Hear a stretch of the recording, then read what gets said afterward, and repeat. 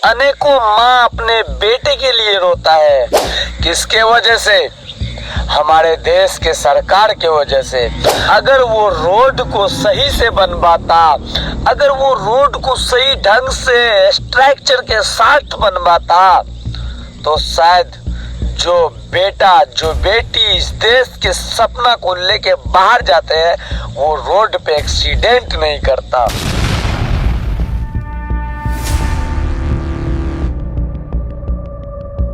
हमारे भारत के अंदर लगभग 100 में से 80% जो है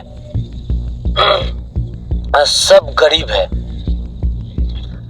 100 में से 80% लोग गरीब हैं, मैं मानता हूं, लेकिन 80% में से कम जो गरीब हैं उनको आखिर सरकार देखता क्यों नहीं है?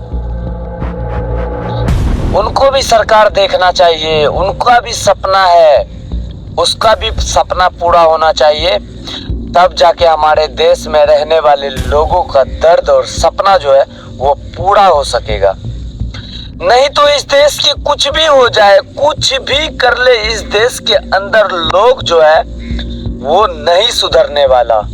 अनेकों माँ अपने बेटे के लिए रोता है, कहीं एक्सीडेंट कर जाता है तो कहीं वो लड़ जाता है, गाड़ी से टकरा जाता है, ट्रक टकरा जाता है, और वो माँ पूरा पूरा साल, पूरा पूरा रात, पूरा पूरा दिन रोते हैं। किसके वजह से? हमारे देश के सरकार के वजह से। अगर वो हमारे देश के रोड को अच्छा करवा देगा तो माँ जो है अपने बेटे को नहीं खो पाएगा। माँ जो है अपने बेटे का दर्द को जान पाएगा कि हमारे बेटे का आखिर सपना क्या है।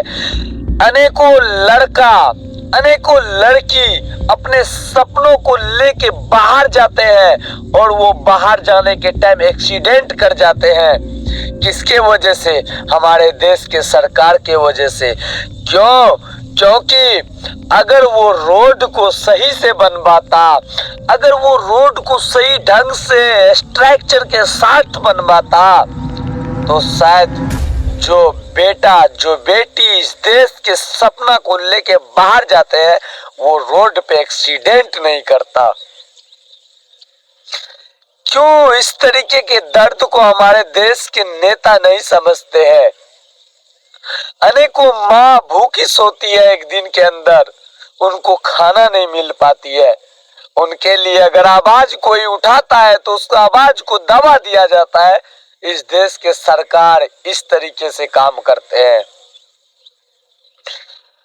अगर इस तरीके से अगर हमारे देश के स्ट्रक्चर को कंट्रोवर्सी करने का हक हमारे सरकार को है, तो गरीबों का दर्द क्यों नहीं समझता है?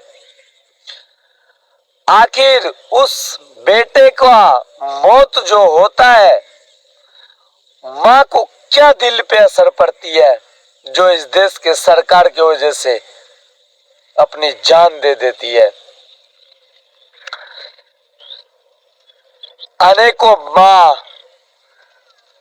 उम्मीद करके नेता को चुनता है, उम्मीद करके अपना मुखिया को चुनता है कि हमारा सपना पूरा हो सके, लेकिन ऊपर वाला सिस्टम ही उस मुखिया को कुछ नहीं देता है कि वो मुखिया हम सब के लिए, हमारे मजदूर, हमारे भाई जितने भी देश में हैं, उनके लिए काम कर सके।